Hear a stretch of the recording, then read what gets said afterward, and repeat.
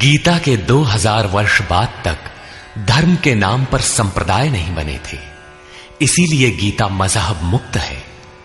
उस समय विश्व मनीषा में एक ही शास्त्र गूंज रहा था, उपनिषद सार गीता, मोक्ष और समृद्धि का स्रोत गीता। शास्त्र पढ़ने की अपेक्षा उसका श्रवण अधिक लाभदायक है। इनके श्रवण से बच्चे बच्चे में, पास पड़ोस में परमात्मा के शुभ संस्कारों का संचार होगा।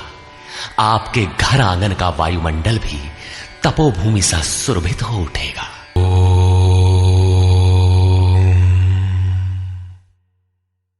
श्री परमात्मने नमः। यथार्थ गीता, श्रीमद् भगवत गीता, अथाष्टमो अध्याय। 7वें अध्याय के अंत में योगेश्वर श्री कृष्ण ने कहा कि पुण्य कर्म अर्थात नियत कर्म आराधना को करने वाले योगी संपूर्ण पापों से छूटकर उस व्याप्त ब्रह्म को जानते हैं। अर्थात कर्म कोई ऐसी वस्तु है जो व्याप्त ब्रह्म की जानकारी दिलाता है। उस कर्म को करने वाले व्याप्त ब्रह्म को, संपूर्ण कर्म को, संपूर्ण अध्यात्म को, संपूर्ण अधिदैव, अधिभूत और अधियज्ञ सहित मुझको जानते हैं। अतः कर्म कोई ऐसी वस्तु है जो इन सब से परिचित कराती है।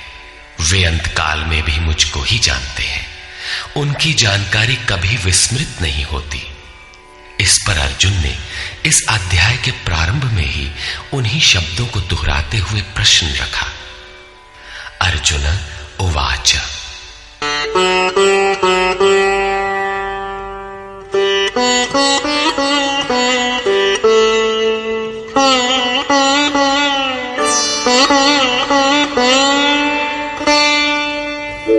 किं तद्ब्रह्म किमध्यात्मम् किं कर्म पुरुषोत्तम अधिभूतं च किं प्रोक्तम् अधिदैवं किमुच्यते। हे पुरुषोत्तम, वो ब्रह्म क्या है, अध्यात्म क्या है, कर्म क्या है, अधिभूत तथा अधिदैव किसे कहा जाता है? अधियज्ञः कथं कोत्र देहेऽस्मिन् मधुसूदन प्रयाणकाले च कथं ज्ञेयोऽसि नियतात्मभिः। हे मधुसूदन, यहां अधियज्ञ कौन है और वह इस शरीर में कैसे है? सिद्ध है कि अधियज्ञ अर्थात यज्ञ का अधिष्ठाता कोई ऐसा पुरुष है जो मनुष्य शरीर के आधार वाला है। समाहित चित्त वाले पुरुषों द्वारा अंत समय में आप किस प्रकार जानने में आते हैं? इन 7 प्रश्नों का क्रम से निर्णय देने के लिए योगेश्वर श्री कृष्ण बोले। श्री भगवान उवाच।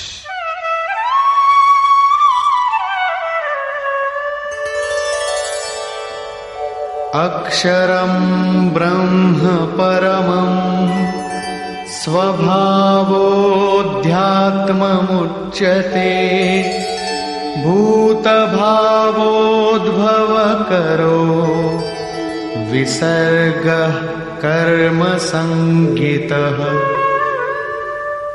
अक्षरम ब्रह्म परमम, जो अक्षय है, जिसका क्षय नहीं होता, वही परम ब्रह्म है।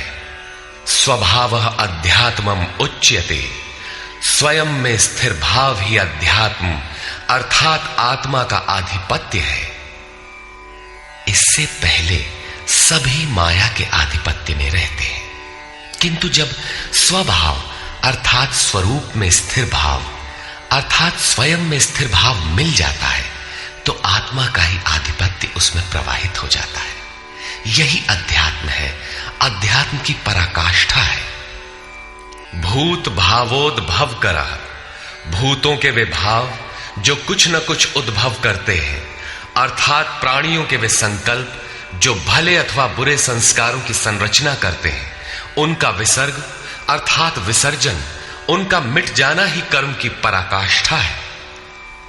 यही संपूर्ण कर्म है जिसके लिए योगेश्वर ने कहा था, वो संपूर्ण कर्म को जानता है। वहां कर्म पूर्ण है, आगे आवश्यकता नहीं है। नियत कर्म, इस अवस्था में जबकि भूतों के विभाव जो कुछ न कुछ रचते हैं, भले अथवा बुरे संस्कार संग्रह करते हैं, बनाते हैं, वे जब सर्वथा शांत हो जाएं, यही कर्म की संपूर्णता है। इसके आगे कर्म करने की आवश्यकता नहीं रह जाती। अतः कर्म कोई ऐसी वस्तु है जो भूतों के संपूर्ण संकल्पों को, जिनसे कुछ न कुछ संस्कार बनते हैं, उनका शमन कर देती है। कर्म का अर्थ है आराधना, चिंतन, जो यज्ञ में है। अधिभूतं क्षरो भावः पुरुषश्चाधिदैवतम् अधियज्ञोऽहमेवात्र देहे देहभृतां वर। जब तक अक्षय भाव नहीं मिलता, तब तक नष्ट होने वाले संपूर्ण क्षर भाव अधिभूत अर्थात भूतों के अधिष्ठान है। वही भूतों की उत्पत्ति के कारण है। पुरुषः च अधिदैवतम, और प्रकृति से परे जो परम पुरुष है, वही अधिदैव अर्थात संपूर्ण देवों, दैवी संपद का अधिष्ठाता है। दैवी संपद उसी परम देव में विलय हो जाती है। देहधारियों में श्रेष्ठ अर्जुन, इस मनुष्य तन में मैं ही अधियज्ञ अर्थात यज्ञों का अधिष्ठाता हूं। अतः इसी शरीर में अव्यक्त स्वरूप में स्थित महापुरुष ही अधियज्ञ है। योगेश्वर श्री कृष्ण एक योगी थे जो संपूर्ण यज्ञों का भोक्ता है। अंत में यज्ञ उसमें प्रवेश पा जाते हैं, वही परम स्वरूप मिल जाता है। इस प्रकार अर्जुन के 6 प्रश्नों का समाधान हुआ। अब अंतिम प्रश्न कि अंत काल में कैसे आप जानने में आते हैं जो कभी विस्मृत नहीं होते।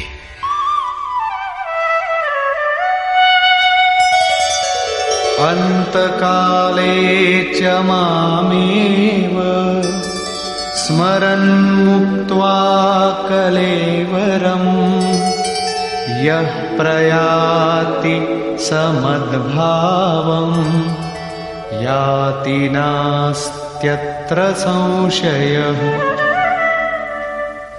योगेश्वर श्री कृष्ण कहते हैं, जो पुरुष अंतकाल में अर्थात मन के निरोध और विलय काल में मेरा ही स्मरण करते हुए शरीर के संबंध को छोड़ अलग हो जाता है, वो मद्भावम साक्षात मेरे स्वरूप को प्राप्त होता है।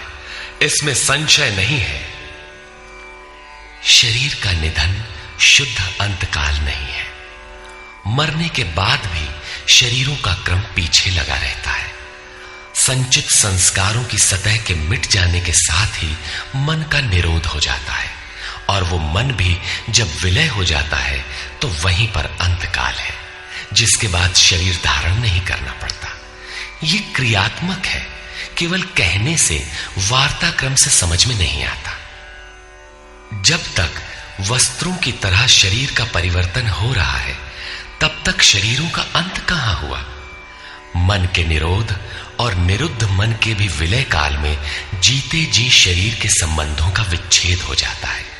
यदि मरने के बाद ही यह स्थिति मिलती तो श्री कृष्ण भी पूर्ण नहीं होते। उन्होंने कहा कि अनेक जन्म के अभ्यास से प्राप्ति वाला ज्ञानी साक्षात मेरा स्वरूप है। मैं वह हूं और वह मुझ में है। लेश मात्र भी उसमें और मुझ में अंतर नहीं है।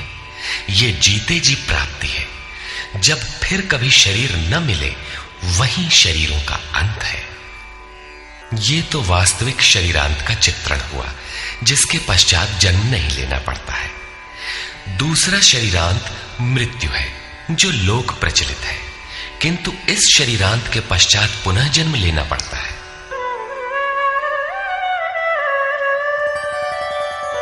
यं यं वापि स्मरन् भावं त्यजत्यन्ते कलेवरम् तं तमेवैति कौन्तेय सदा तद्भावभावितः।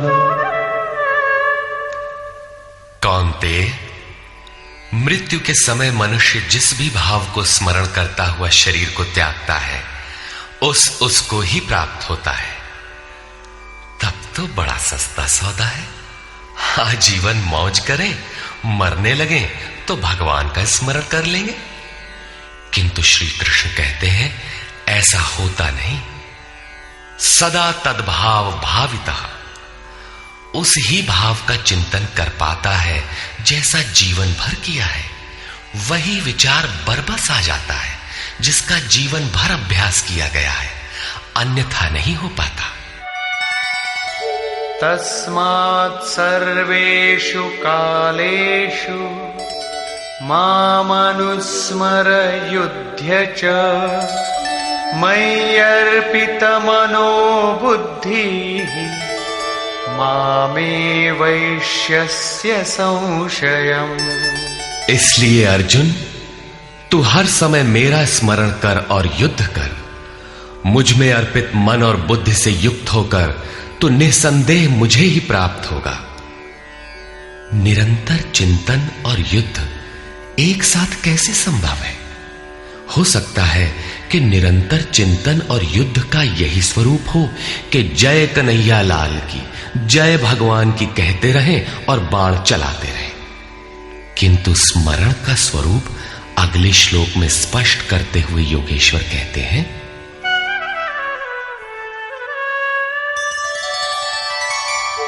अभ्यासयोगयुक्तेन चेतसा नान्यगामिना परमं पुरुषं दिव्यं याति पार्थानुचिन्तयन्।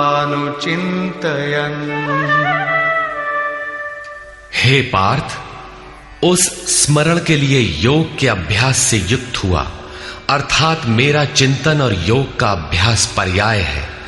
मेरे सिवाय दूसरी ओर न जाने वाले चित्त से निरंतर चिंतन करने वाला परम प्रकाश स्वरूप दिव्य पुरुष अर्थात परमात्मा को प्राप्त होता है। मान लीजिए कि ये पेंसिल भगवान है, तो इसके सिवाय अन्य किसी वस्तु का स्मरण नहीं आना चाहिए। इसके अगल बगल आपको पुस्तक दिखाई पड़ती है या अन्य कुछ भी, तो आपका स्मरण खंडित हो गया। स्मरण जब इतना सूक्ष्म है कि इष्ट के अतिरिक्त दूसरी वस्तु का स्मरण भी ना हो, मन में तरंगे भी ना आए, तो स्मरण और युद्ध दोनों एक साथ कैसे होंगे? वस्तुतः जब आप चित्त को सब ओर से समेटकर अपने एक आराध्य के स्मरण में प्रवृत्त होंगे, तो उस समय मायिक प्रवृत्तियां काम क्रोध राग द्वेष बाधा के रूप में सामने प्रकट ही है। आप स्मरण करेंगे किंतु वे आपके अंदर उद्वेग पैदा करेंगे। आपका मन स्मरण से चलायमान करना चाहेंगे। इन बाह्य प्रवृत्तियों का पार पाना ही युद्ध है।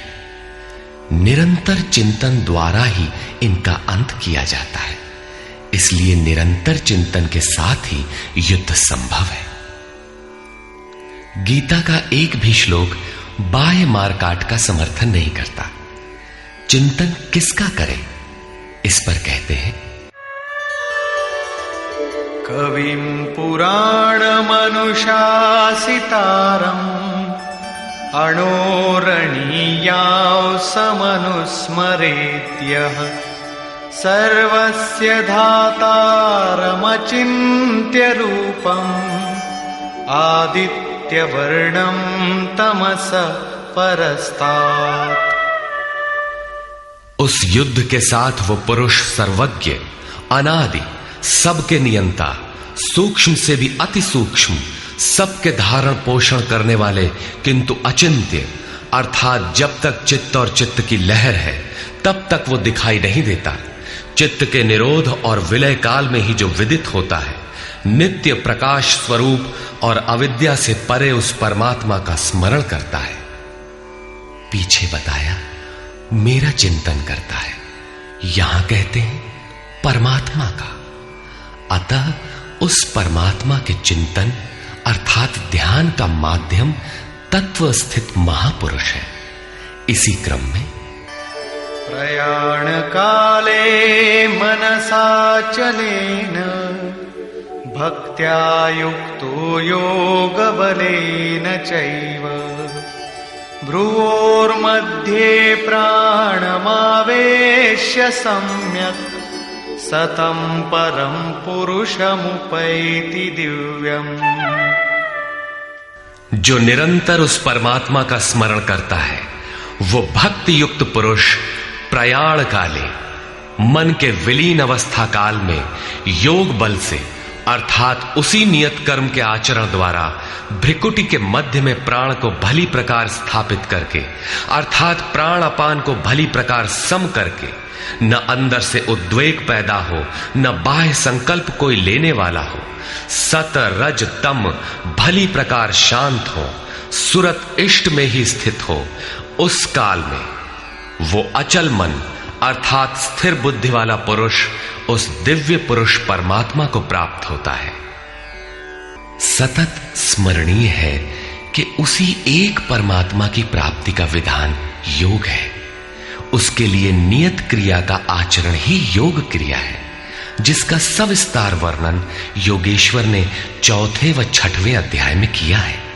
अभी उन्होंने कहा निरंतर मेरा ही स्मरण कर। कैसे करें? तो इसी योग धारणा में स्थिर रहते हुए करना है। ऐसा करने वाला दिव्य पुरुष को ही प्राप्त होता है, जो कभी विस्मृत नहीं होता। यहां इस प्रश्न का समाधान हुआ कि आप प्रयाण काल में किस प्रकार जानने में आते हैं। पाने योग्य पद का चित्रण देखें, जो गीता में स्थान स्थान पर आया है। यदक्षरं वेदविदो वदन्ति विशन्ति यद्यतयो वीतरागाः यदिच्छन्तो ब्रह्मचर्यं चरन्ति तत्ते पदं संग्रहेण प्रवक्ष्ये। वेदविद अर्थात अविदित तत्व को प्रत्यक्ष जानने वाले लोग जिस परम पद को अक्षरम अक्षय कहते हैं, वीतराग महात्मा जिसमें प्रवेश के लिए यत्नशील रहते हैं, जिस परम पद को चाहने वाले ब्रह्मचर्य का पालन करते हैं। ब्रह्मचर्य का अर्थ जननेन्द्रिय मात्र का निरोध नहीं, बल्कि ब्रह्म आचरति सब ब्रह्मचारी, बाह्य स्पर्शों को मन से त्याग कर ब्रह्म का निरंतर चिंतन स्मरण ही ब्रह्मचर्य है। जो ब्रह्म का दर्शन करा उसी में स्थान दिला शांत हो जाता है। इस आचरण से इंद्रिय संयम ही नहीं बल्कि सकलेंद्रिय संयम स्वतः हो जाता है। इस प्रकार जो ब्रह्मचर्य का आचरण करते हैं, जो हृदय में संग्रह करने योग्य है, धारण करने योग्य है, उस पद को मैं तेरे लिए कहूंगा। वो पद है क्या? कैसे पाया जाता है? इस पर योगेश्वर श्री कृष्ण कहते हैं, सर्वद्वाराणि संयम्य मनोहृदि निरुध्य च मूर्ध्याधायात्मनः प्राणम् आस्थितो योगधारणा।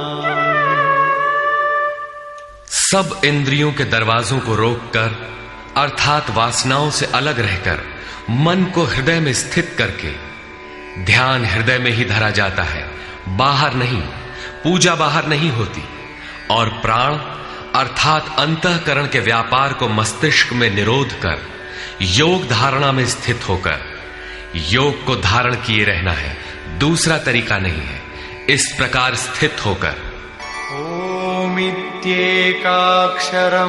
ब्रह्म व्याहरन् मामनुस्मरन् यः प्रयाति त्यजन् देहं स याति परमां गतिम्।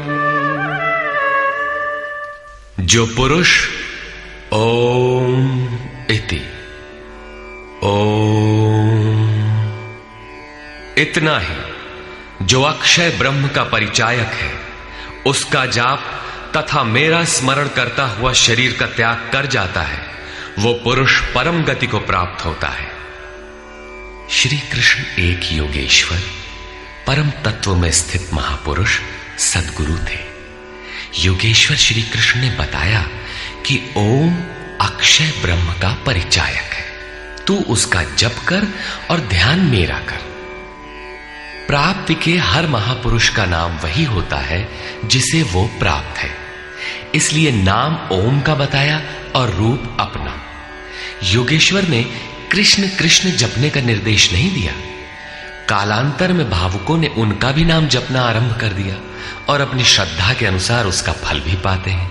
जैसा कि मनुष्य की श्रद्धा जहां टिक जाती है, वहां मैं ही उसकी श्रद्धा को पुष्ट करता तथा मैं ही फल का विधान भी करता हूं। श्री कृष्ण ओम पर बल देते हैं। ओहम स ओम, अर्थात वो सत्ता मेरे भीतर है। ये ओम भी उस परम सत्ता का परिचय देकर शांत हो जाता है। वास्तव में उस प्रभु के अनंत नाम है, किंतु जप के लिए वही नाम सार्थक है जो छोटा हो, श्वास में ढल जाए और एक परमात्मा का ही बोध कराता हो। उससे भिन्न अनेक देवी देवताओं की अविवेकपूर्ण कल्पना में उलझाकर लक्ष्य से दृष्टि न हटा दे। प्रारंभिक साधक नाम तो जपते हैं, किंतु महापुरुष के स्वरूप का ध्यान करने में हिचकते हैं। वे अपनी अर्जित मान्यताओं का पूर्वाग्रह छोड़ नहीं पाते। वे किसी अन्य देवता का ध्यान करते हैं जिसका योगेश्वर श्री कृष्ण ने निषेध किया है। अतः पूर्ण समर्पण के साथ किसी अनुभवी महापुरुष की शरण में पुण्य पुरुषार्थ सबल होते ही कुतर्कों का शमन और यथार्थ क्रिया में प्रवेश मिल जाएगा। योगेश्वर श्री कृष्ण के अनुसार इस प्रकार ओम के जप और परमात्म स्वरूप सद्गुरु के स्वरूप का निरंतर स्मरण करने से मन का निरोध और विलय हो जाता है और उसी क्षण शरीर के संबंध का त्याग हो जाता है। केवल मरने से शरीर पीछा नहीं छोड़ता। अनन्यचेता सततम यो मां स्मरति नित्यशः तस्याहं सुलभः पार्थ नित्ययुक्तस्य योगिनः। मेरे अतिरिक्त और कोई चित्त में है ही नहीं। उस अन्य किसी का चिंतन न करता हुआ अर्थात अनन्य चित्त से स्थिर हुआ जो अनवरत मेरा स्मरण करता है, उस नित्य मुझसे युक्त योगी के लिए मैं सुलभ हूं। आपके सुलभ होने से क्या मिलेगा? मामुपेत्य पुनर्जन्म दुःखालयम् शाश्वतम् नाप्नुवन्ति महात्मानः संसिद्धिं परमां गताः। मुझे प्राप्त कर वे दुखों के स्थान स्वरूप क्षण भंगुर पुनर्जन्म को प्राप्त नहीं होते, बल्कि परम सिद्धि को प्राप्त होते हैं। अर्थात मुझे प्राप्त होना अथवा परम सिद्धि को प्राप्त होना एक ही बात है। केवल भगवान ही ऐसे हैं जिन्हें पाकर उस पुरुष का पुनर्जन्म नहीं होता। फिर पुनर्जन्म की सीमा कहां तक है? आब्रह्म भुवनाल्लोकाः पुनरावर्तिनोऽर्जुन मामुपेत्य तु कौन्तेय पुनर्जन्म न विद्यते। अर्जुन, ब्रह्मा से लेकर कीट पतंगादि सभी लोग पुनरावर्ती हैं, जन्म लेने और मरने तथा पुनः पुनः इसी क्रम में चलने वाले हैं। किंतु कौन्तेय, मुझे प्राप्त होकर उस पुरुष का पुनर्जन्म नहीं होता। धर्म ग्रंथों में लोक लोकांतरों की परिकल्पना ईश्वर पद की विभूतियों को बोध कराने के आंतरिक अनुभव या रूपक मात्र है। अंतरिक्ष में न तो कोई ऐसा गड्ढा है जहां कीड़े काटते हों और न ऐसे महल जिसे स्वर्ग कहा जाता हो। दैवी संपत्ति से युक्त पुरुष देवता और आसुरी संपत्ति से युक्त मनुष्य ही असुर है।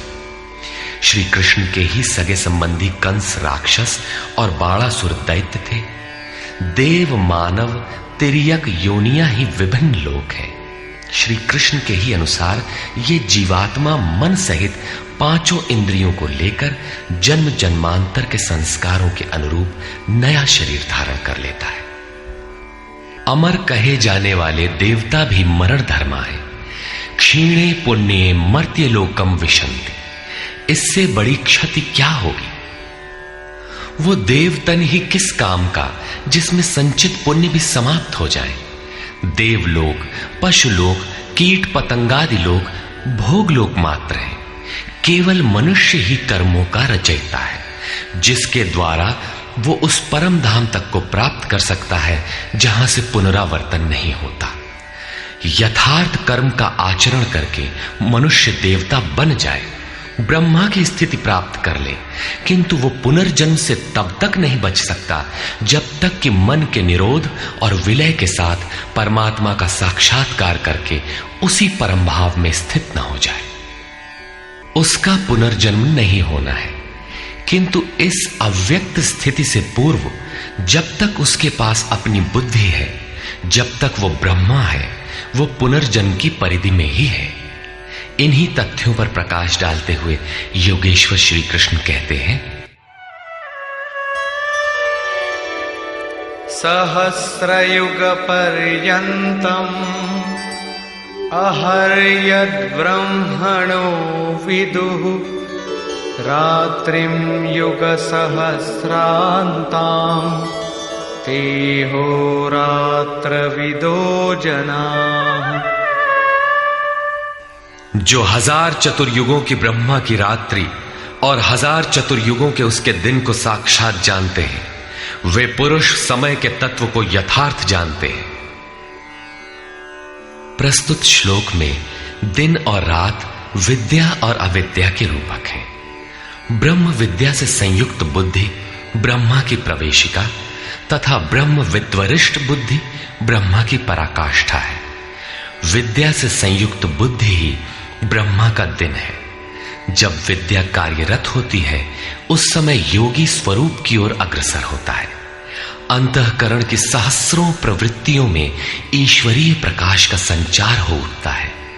इस प्रकार अविद्या की रात्रि आने पर अंतःकरण की सहस्रों प्रवृत्तियों में माया का द्वंद्व प्रवाहित होता है। प्रकाश और अंधकार की यहीं तक सीमा है। इसके पश्चात न तो अविद्या रह जाती है और न विद्या ही। वो परम तत्व परमात्मा विदित हो जाता है। जो इसे तत्व से भली प्रकार जानते हैं वे योगी जन काल के तत्व को जानने वाले हैं कि कब अविद्या की रात होती है, कब विद्या का दिन आता है, काल का प्रभाव कहां तक है अथवा समय कहां तक पीछा करता है। प्रारंभिक मनीषी अंतःकरण को चित्त अथवा कभी कभी केवल बुद्धि कहकर संबोधित करते थे। कालांतर में अंतःकरण का विभाजन मन, बुद्धि, चित्त और अहंकार की 4 प्रमुख वृत्तियों में किया गया। वैसे अंतःकरण की प्रवृत्तियां अनंत हैं। बुद्धि के अंतराल में ही अविद्या की रात्रि होती है और उसी बुद्धि में विद्या का दिन भी होता है। यही ब्रह्मा की रात्रि और दिन है। जगत रूपी रात्रि में सभी जीव अचेत पड़े हैं। प्रकृति में विचरण करती हुई उनकी बुद्धि उस प्रकाश स्वरूप को नहीं देख पाती, किंतु योग का आचरण करने वाले योगी इससे जग जाते हैं। वे स्वरूप की ओर बढ़ते हैं, जैसा कि गोस्वामी तुलसीदास ने रामचरितमानस में लिखा है, कबहु दिवस मह निबिड़तम कबहुक प्रकट पतंग बिन सई उपजई ज्ञान जिमि पाई कुसंग सुसंग। विद्या से संयुक्त बुद्धि कुसंग पाकर अविद्या में परिणत हो जाती है। पुनः सुसंग से विद्या का संचार उसी बुद्धि में हो जाता है। ये उतार चढ़ाव पूर्ति पर्यंत लगा रहता है। पूर्ति के पश्चात न बुद्धि है न ब्रह्मा, न रात रहती है न दिन। यही ब्रह्मा के दिन रात का रूपक है। न हजारों साल की लंबी रात होती है, न हजारों चतुर्युग का दिन ही होता है, और न कहीं कोई चार मुंह वाला ब्रह्मा ही है। बुद्धि की उपर्युक्त चार क्रमिक अवस्थाएं ही ब्रह्मा के चार मुख और अंतःकरण की चार प्रमुख प्रवृत्तियां ही उनके चतुर्युग हैं। रात और दिन इन्हीं प्रवृत्तियों में होते हैं। जो पुरुष इसके भेद को तत्व से जानते हैं, वे योगी जन काल के भेद को जानते हैं कि काल कहां तक पीछा करता है और कौन पुरुष काल से भी अतीत हो जाता है। रात्रि और दिन, अविद्या और विद्या में होने वाले कार्य को योगेश्वर श्री कृष्ण स्पष्ट करते हैं।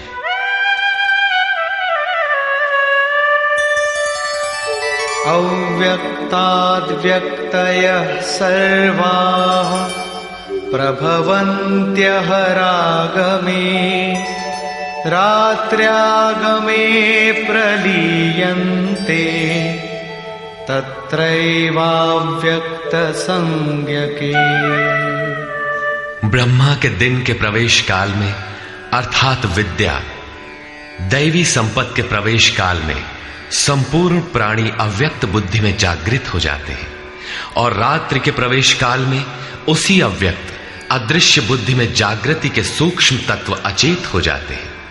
वे प्राणी अविद्या की रात्रि में स्वरूप को स्पष्ट देख नहीं पाते, किंतु उनका अस्तित्व रहता है। जागृत होने और अचेत होने का माध्यम ये बुद्धि है, जो सब में अव्यक्त रहती है, दृष्टिगोचर नहीं है। भूतग्रामः स एवायम् भूत्वा भूत्वा प्रलीयते, रात्र्यागमे वश पार्थ प्रभवत्यः रागमे। हे पार्थ, सब प्राणी इस प्रकार जागृत होकर, प्रकृति से विवश होकर अविद्या रूपी रात्रि के आने पर अचेत हो जाते हैं। वे नहीं देख पाते कि हमारा लक्ष्य क्या है। दिन के प्रवेश काल में वे पुनः जागृत हो जाते हैं। जब तक बुद्धि है तब तक इसके अंतराल में विद्या और अविद्या का क्रम चलता रहता है, तब तक वो साधक ही है। परस्तस्मात्तु भावोऽन्यो व्यक्तो व्यक्तात् सनातनः, यः सः सर्वेषु भूतेषु नश्यत्सु न विनश्यति। एक तो ब्रह्मा अर्थात बुद्धि अव्यक्त है, इंद्रियों से दिखाई नहीं पड़ती, और इससे भी परे सनातन अव्यक्त भाव है, जो भूतों के नष्ट होने पर भी नष्ट नहीं होता। अर्थात विद्या में सचेत और अविद्या में अचेत, दिन में उत्पन्न और रात्रि में विलीन भावों वाले अव्यक्त ब्रह्मा के भी मिट जाने पर वो सनातन अव्यक्त भाव मिलता है, जो नष्ट नहीं होता। बुद्धि में होने वाले उक्त दोनों उतार चढ़ाव जब मिट जाते हैं, तब सनातन अव्यक्त भाव मिलता है, जो मेरा परम धाम है। जब सनातन अव्यक्त भाव प्राप्त हो गया तो बुद्धि भी उसी भाव में रंग जाती है, उसी भाव को धारण कर लेती है। इसलिए वो बुद्धि स्वयं तो मिट जाती है और उसके स्थान पर सनातन अव्यक्त भाव ही शेष बचता है। अव्यक्तोऽक्षर इत्युक्तः तमाहुः परमां गतिम्, यं प्राप्य न निवर्तन्ते तद्धाम परमं मम। उस सनातन अव्यक्त भाव को अक्षर अर्थात अविनाशी कहा जाता है, उसी को परम गति कहते हैं। वही मेरा परम धाम है, जिसे प्राप्त होकर मनुष्य पीछे नहीं आते, उनका पुनर्जन्म नहीं होता। इस सनातन अव्यक्त भाव की प्राप्ति का विधान बताते हैं। पुरुषः स परः पार्थ भक्त्या लभ्यस्त्वनन्यया, यस्यान्तस्थानि भूतानि येन सर्वमिदं ततम्।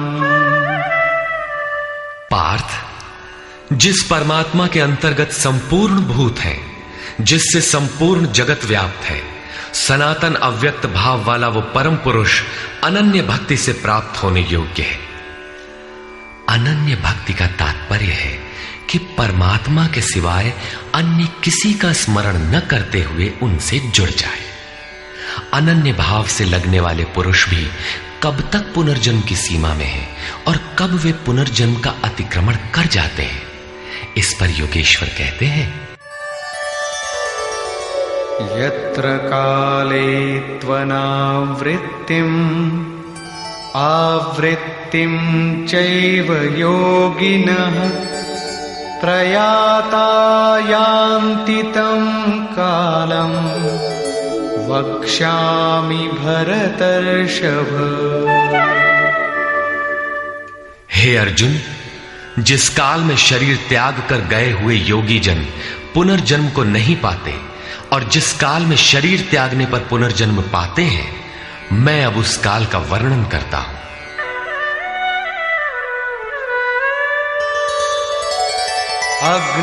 अग्निर्ज्योतिरः शुक्लः षण्मासा उत्तरायणम् तत्र प्रयाता गच्छन्ति ब्रह्म ब्रह्मविदो जनाः। शरीर संबंध का त्याग करते समय जिसके समक्ष ज्योतिर्मय अग्नि जल रहा हो, दिन का प्रकाश फैला हो, सूर्य चमक रहा हो, शुक्ल पक्ष का चंद्र बढ़ रहा हो, उत्तरायण का निरभ्र और सुंदर आकाश हो, उस काल में प्रयाण करने वाले ब्रह्मवेत्ता योगी जन ब्रह्म को प्राप्त होते हैं। अग्नि ब्रह्म तेज का प्रतीक है, दिन विद्या का प्रकाश है, शुक्ल पक्ष निर्मलता का द्योतक है, विवेक, वैराग्य, शम, दम, तेज और प्रज्ञा ये षडैश्वर्य ही षण्मास है। ऊर्ध्व रेता स्थिति ही उत्तरायण है। प्रकृति से सर्वथा परे इस अवस्था में जाने वाले ब्रह्मवेत्ता योगी जन ब्रह्म को प्राप्त होते हैं। उनका पुनर्जन्म नहीं होता, किंतु अनन्य चित्त से लगे हुए योगी जन यदि इस आलोक को प्राप्त नहीं कर पाए, जिनकी साधना अभी पूर्ण नहीं, उनका क्या होता है, इस पर कहते हैं, धूमो रात्रिस्तथा कृष्णः षण्मासा दक्षिणायनम् तत्र चान्द्रमसं ज्योतिः योगी प्राप्य निवर्तते। जिसके प्रयाण काल में धुआं फैल रहा हो, योगाग्नि हो। अग्नि यज्ञ प्रक्रिया में पाए जाने वाले अग्नि का स्वरूप है, किंतु धुएं से आच्छादित हो, अविद्या की रात्रि हो, अंधेरा हो, कृष्ण पक्ष का चंद्रमा क्षीण हो रहा हो, कालिमा का बाहुल्य हो, षड विकारों अर्थात काम, क्रोध, लोभ, मोह, मद और मत्सर से युक्त दक्षिणायन अर्थात बहिर्मुखी हो, जो परमात्मा के प्रवेश से अभी बाहर है, उस योगी को पुनः जन्म लेना पड़ता है। तो क्या शरीर के साथ उस योगी की साधना नष्ट हो जाती है? इस पर योगेश्वर श्री कृष्ण कहते हैं, शुक्ल कृष्णे गति हेते जगतः शाश्वते मते एकया यात्यनावृत्तिम् अन्यया वर्तते पुनः।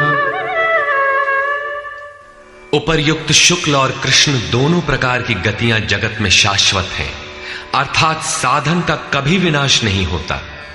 एक अर्थात शुक्ल अवस्था में प्रयाण करने वाला पीछे न आने वाली परम गति को प्राप्त होता है, और दूसरी अवस्था में जिसमें क्षीण प्रकाश तथा अभी कालिमा है, ऐसी अवस्था को गया हुआ पीछे लौटता है, जन्म लेता है। जब तक पूर्ण प्रकाश नहीं मिलता तब तक उसे भजन करना है। प्रश्न पूर्ण हुआ। अब इसके लिए साधन पर पुनः बल देते हैं।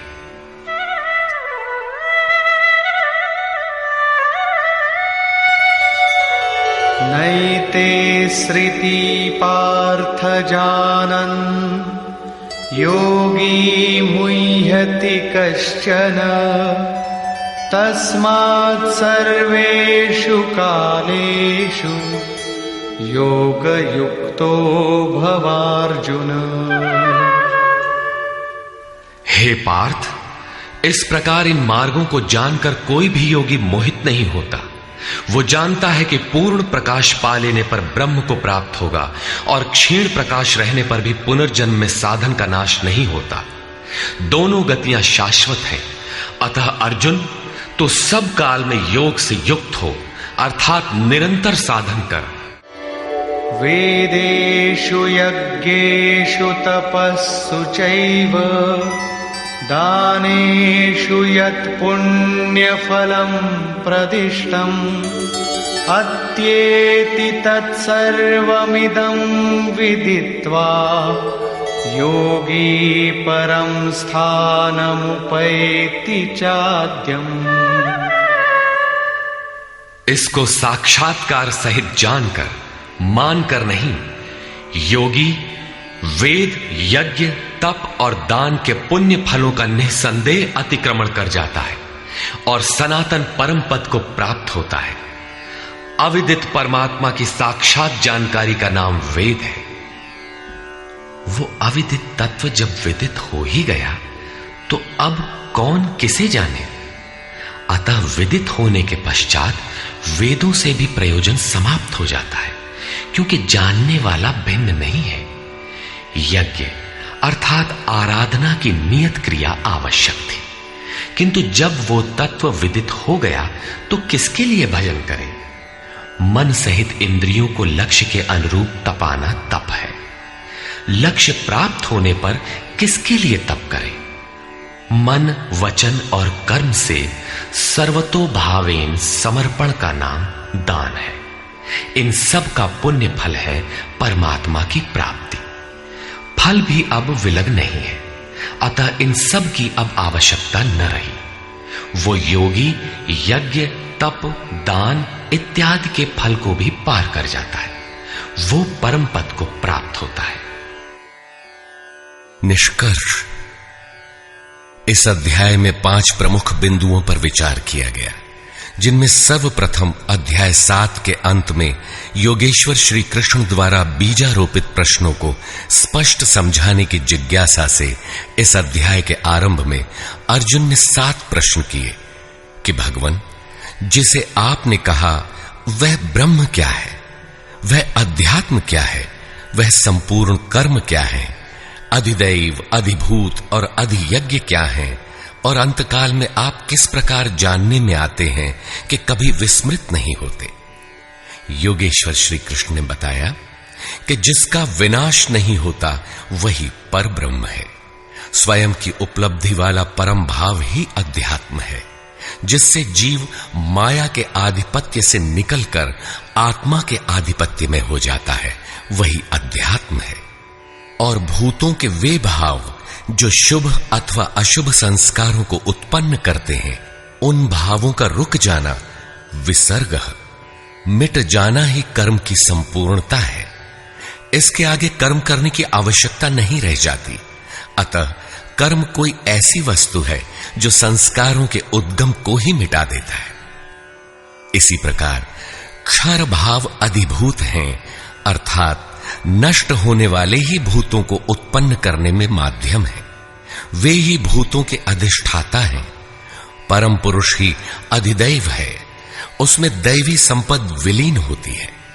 इस शरीर में अधियज्ञ मैं ही हूं, अर्थात जिसमें यज्ञ विलय होते हैं वह मैं हूं।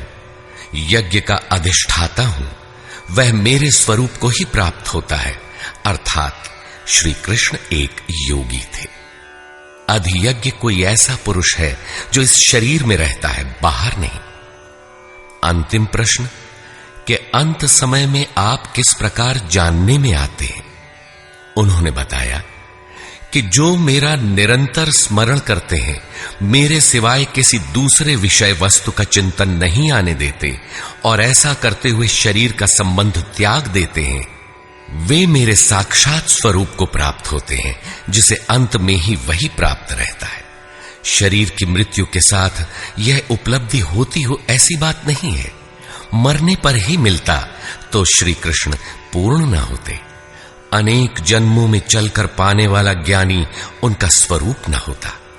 मन का सर्वथा निरोध और निरुद्ध मन का भी विलय ही अंतकाल है, जहां फिर शरीरों की उत्पत्ति का माध्यम शांत हो जाता है। उस समय वह परम भाव में प्रवेश पा जाता है, उसका पुनर्जन्म नहीं होता। इस प्राप्ति के लिए उन्होंने स्मरण का विधान बताया। अर्जुन, निरंतर मेरा स्मरण कर और युद्ध कर, दोनों एक साथ कैसे होंगे? कदाचित ऐसा हो कि जय गोपाल, हे कृष्ण कहते रहें, लाठी भी चलाते रहें। स्मरण का स्वरूप स्पष्ट किया कि योग धारणा में स्थिर रहते हुए मेरे सिवाय अन्य किसी भी वस्तु का स्मरण न करते हुए निरंतर स्मरण कर। जब स्मरण इतना सूक्ष्म है तो युद्ध कौन करेगा? मान लीजिए यह पुस्तक भगवान है, तो इसके अगल बगल की वस्तु, सामने बैठे हुए लोग या अन्य देखी सुनी कोई वस्तु संकल्प में भी न आए, दिखाई न पड़े। यदि दिखाई पड़ती है तो स्मरण नहीं है। ऐसे स्मरण में युद्ध कैसा? वस्तुतः जब आप इस प्रकार निरंतर स्मरण में प्रवृत्त होंगे तो उसी क्षण युद्ध का सही स्वरूप खड़ा होता है। उस समय मायिक प्रवृत्तियां बाधा के रूप में प्रत्यक्ष ही हैं। काम, क्रोध, राग, द्वेष दुर्जय शत्रु हैं। ये शत्रु स्मरण करने नहीं देंगे। इनसे पार पाना ही युद्ध है। इन शत्रुओं के मिट जाने पर ही व्यक्ति परम गति को प्राप्त होता है। इस परम गति को पाने के लिए अर्जुन, तू जप तो ओम का और ध्यान मेरा कर। अर्थात श्री कृष्ण एक योगी थे। नाम और रूप आराधना की कुंजी है। योगेश्वर श्री कृष्ण ने इस प्रश्न को भी लिया कि पुनर्जन्म क्या है, उसमें कौन कौन आते हैं। उन्होंने बताया कि ब्रह्मा से लेकर यावन मात्र जगत पुनरावर्ती है और इन सब के समाप्त होने पर भी मेरा परम अव्यक्त भाव तथा उसमें स्थिति समाप्त नहीं होती। इस योग में प्रविष्ट पुरुष की दो गतियां हैं। जो पूर्ण प्रकाश को प्राप्त षडैश्वर्य संपन्न ऊर्ध्वरेता है, जिसमें लेश मात्र भी कमी नहीं है, वह परम गति को प्राप्त होता है। यदि उस योग कर्ता में लेश मात्र भी कमी है, कृष्ण पक्ष सी कालिमा का संचार है, ऐसी अवस्था में शरीर का समय समाप्त होने वाले योगी को जन्म लेना पड़ता है। वह सामान्य जीव की तरह जन्म मरण के चक्कर में नहीं फंसता, बल्कि जन्म लेकर उससे आगे की शेष साधना को पूरा करता है। इस प्रकार आगे के जन्म में उसी क्रिया से चलकर वह भी वहीं पहुंच जाता है जिसका नाम परम धाम है। पहले भी श्री कृष्ण कह आए हैं कि इसका थोड़ा भी साधन जन्म मरण के महान भय से उद्धार करा के ही छोड़ता है। दोनों रास्ते शाश्वत हैं, अमिट हैं। इस बात को समझकर कोई भी पुरुष योग से चलायमान नहीं होता। अर्जुन, तू योगी बन। योगी वेद, तप, यज्ञ और दान के भी पुण्य फलों का उल्लंघन कर जाता है, परम गति को प्राप्त होता है। इस अध्याय में स्थान स्थान पर परम गति का चित्रण किया गया है, जिसे अव्यक्त, अक्षय और अक्षर कहकर संबोधित किया गया है, जिसका कभी क्षय अथवा विनाश नहीं होता। अतः ओम तत्सदिति श्रीमद् भगवद गीता सूपनिषत्सु ब्रह्म विद्यायाम योग शास्त्रे श्री कृष्ण अर्जुन संवादे अक्षर ब्रह्म योगो नाम अष्टमोऽध्यायः। इस प्रकार श्रीमद् भगवद गीता के भाष्य यथार्थ गीता का 8वां अध्याय पूर्ण होता है।